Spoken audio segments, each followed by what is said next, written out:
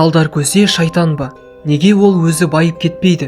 Мына жерде неге ол тым қорқынышты? Сәлем.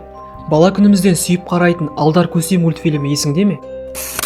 Алдар көсе айлалы қу кейіпкер. Байлардан ұрлап, кедейлерге таратады. Бір сөзбен айтқанда, қазақтан шыққан Робин Гуд. Бірақ Алдар көсенің адам болғанына күмәнданатындар да аз емес. Себебі кейбір оқиғалар бір-бірімен ұйқаспайды.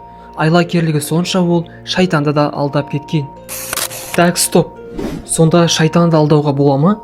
Әлде Алдар көсенің өзі шайтан ба? Бүгінгі видеода қазақ ертегілеріне шолу жасап, олар жайлы қорқынышты теорияларды айтатын боламын. Тек қана Алдар көсе жайлы емес, қазақ мифтеріндегі айтылмай қалған аңыздарды ашатын боламыз. Дәл қазір видеоның астындағы мына подписаться кнопкасын басып, арнаға тіркел. Себебі осылайша 100 000 жазылушыға жете аламыз. Менің атым Наурыз, біз бастаймыз. Әр бөлімнің басынан немесе соңынан байқайтынымыз, бұл мультфильмнің авторы Артур Краус. Шынымен де балаларға арналған мультфильм бе?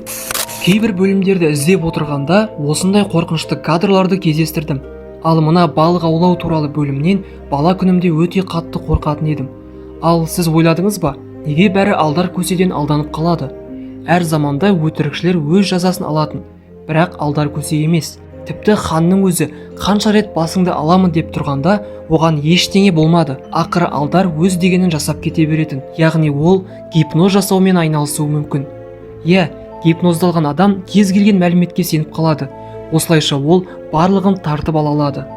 Мысалы мына балық аулау бөлімінде Алдар көсе балықты қайтарып алу үшін байдың алдынан 3 рет шығады.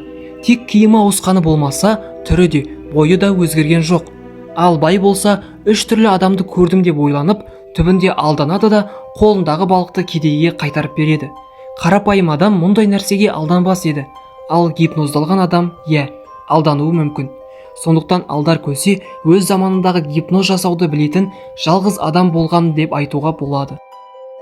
Тағы да мені қорқытқан бөлімдердің бірі о дүниенің өкілі. Біртүрлі, бірақ неге бәйбіше Алдарға алданып, өлген туыстарыңа тамақ апарып беремін деген сөзіне сеніп қалды? Жақсы, егер өмірінде бірінші рет көріп тұрған адам болса түсінер едім. Бірақ Алдар сол үйде қызметші болып жұмыс жасайды ғой. Яғни күнде көріп жүрген адамын үстіне ұн жағып келген соң танымай қалды ма? Әрине жоқ. Бәйбішені де гипноздап алған болу керек шамасы. Осылайша көп жалғастыра беруге болады. Егер мультфильмді шынымен де бала күніңізден көрген болсаңыз, байқаған шығарсыз. Алдар көсе барлығын алдамайды. Оның алдайтын адамдары бөлек. Біріншіден, Алдар сараң байларды алдайды. Бұл енді бәрімізге белгілі. Ал екіншіден, зұлымдық жасағандарды. Үшіншіден, адал ақшасын бермегендерді. Ал ең соңғысы, өзін мойындамағандарды. Мысалы мына 3 ағайынды неге осы жұрт Алдарды мақтай береді? Мен болсам Алдар көседен алданбайтын едім деп мыжып отырғанда, Алдар көсе келіп олардың үшеуінің де малдарын алдап тартып алады. Алдар оларды сан соқтырып, үшеуінің де көліктерін тартып алады.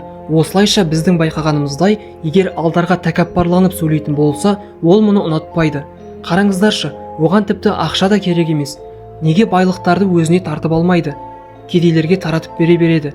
Маған да бұл сұрақтың жауабы өте қызық. Егер білсеңіз, комментарийге жазып кетіңіз. Досым, дәл қазір осы жердегі подписаться кнопкасын басып жіберші өтініш. Себебі біз осы арқылы 100 000 жазылушыға жете аламыз. Ал мен видеоны жалғастыра берейін. Қазір кейбір жігіттер менімен келісетін шығар. Бала күнімізде бір қызды құтқарып қалу секілді біртүрлі ойларды фантазиялап кететінбіз. Алдар көсенің оқиғалары да тура сол секілді. Біреуді құтқарып қалуға бағытталған, бірақ ақылға сыймайды. Мысалы, Дүлей жын бөлімінде Алдар кедейді мына дәу жыннан құтқарып қалады. Бұл бөлімнің сюжетін айтпай-ақ қояйын, онсыз да білетін шығарсыздар. Соңында шайтанды алдап, кедейді құтқарып қалады. Бәлкім Алдар көсенің бастан кешкен оқиғалары емес, Алдар көсенің фантазиясын көріп жүрген шығармыз. Әйтпесе ежелгі қазақ даласында жүрсе де, біресе ұшатын тәрелке, біресе розетка, заманауи технологиялар шығып жатады. Соған қарағанда Алдар ештеңені шынайы өмірде жасап жүрген жоқ. Ол тек қиялшыл адам. Алдар көсе мультсериалын толық қарап шыққан болсаңыз, ол жерде өзге ғаламшарлықтарды, тоққа тығылатын самаурынды, ұшатын кілемді көрген шығарсыз. Басқа да техникалық заттарды көруге болады. Алайда ежелгі қазақтарда бұл нәрсе болған жоқ қой. Бұл техникалық заттардың барлығы да 20 ғасырдан бастап пайда бола бастады. Сонда Алдар осы техникаларды пайдаланып жүрсе, демек ол 21 ғасырда біздің арамызда өмір сүріп жүрген кейіпкер. Әрине бұл жай ғана теория, бірақ шын болуы да мүмкін. Ал сен қалай ойлайсың? Алдар көсе тірі ме? Семей полигоны. Байқасаңыз, мультсериалдың ішіндегі кейіпкерлердің фигурасы біртүрлі, шала туған адамдар секілді. Осы теория бойынша алдар көсе Семейде өмір сүрген. Яғни автор Семей полигонындағы шала туылған адамдар жайлы айтқысы келген сияқты. Өте біртүрлі. Егер түсінбей отырсаңыз, Семейде Совет одағы кезеңінде ядролық бомбаны сынақтан өткізу үшін үлкен химиялық эксперименттер болған. Сол полигонның кесірінен мынандай балалар туылған. Барлығы біздің бауырларымыз. Өте аянышты. Әлі күнге дейін сол ядролық бомба жарылыстарының қаупі сейілмеген сияқты. Себебі радиоактивті қалдықтар әлі де бар. Бәлкім алдар көсе кейіпкерлері осыған астарлап біртүрлі фигурамен жасалған шығар. Бәлкім сол үшін бұл адамдар өте оңай алданып қала беретін шығар. Әрине, дәл қазір Семей гүлдей жайнап тұрған үлкен қала, және ары қарай радиоактивті қалдықтардың әсері жойылады деп сенеміз.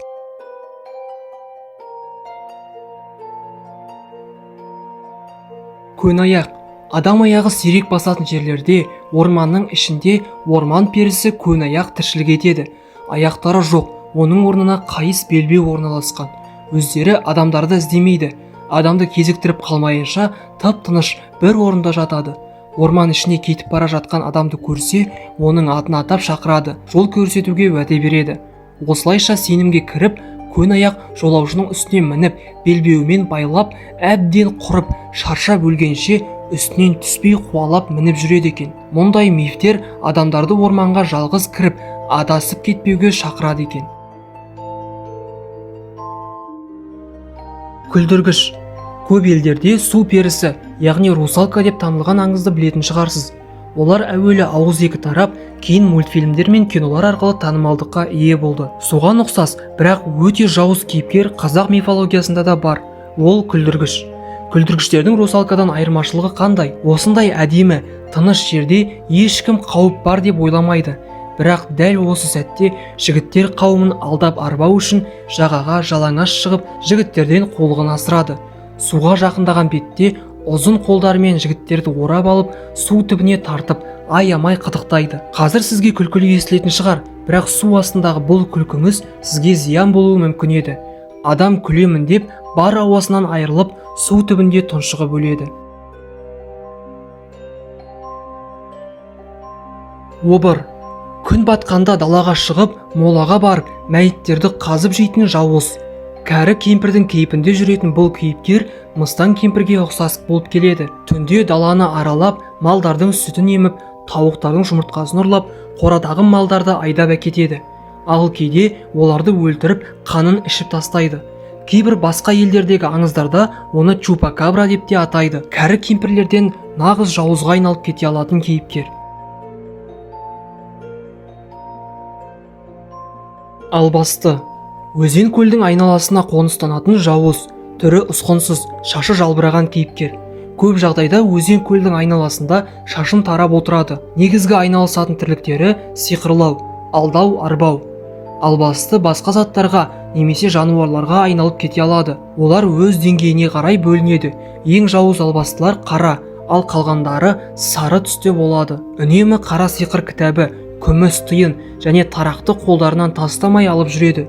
Тек қана өзен көлдердің маңында емес, тіпті кейбір түрлері орманда да тұра береді екен. Албастылар адамның түсіне кіріп, ауру жібереді екен. Жалпы осындай сипаттағы барлық кейіпкерлерді мыстан кемпір деп ортақ атай беретін едім. Сөйтсем олардың түрлері өте көп екен. Жезтырнақ. Жезтырнақ жез мұрынды, үлкен жез тырнақты, сұлу нәзік әйел кейпіндегі кейіпкер. Адамға қолымен тиіспей-ақ ащы дауысымен қинап тастай алады. Қалған кейіпкерлерге қарағанда мұның зұлым қара күші бар. Тіпті сол айқаймен ұшқан құсты, жүгірген аңды өлтіріп жібере алады екен. Кейбір аңыз әңгімелерде жезтырнақтан айласын асырған аңшылар да бар. Жезтырнақ адамдар арасында да өмір сүре береді. Бағаналы бері айтылған әңгімелерден тек ертегі және аңыздан алынған алдар көсеге байланысты теориялардың кейбірін тіпті өз ойымнан шығарған едім. Достар, бұл менің YouTube'дағы түрімді көрсетіп түсіріп тұрған бірінші видеом, сондықтан егер ұнайтын болса, осы форматта жалғастыратын болам. Комментарийге ойларыңызды жазып кетіңдер, видео ұнаса лайк басып, арнаға тіркеліңдер. Менің атым Наурыз, келесі видеода кездескенше.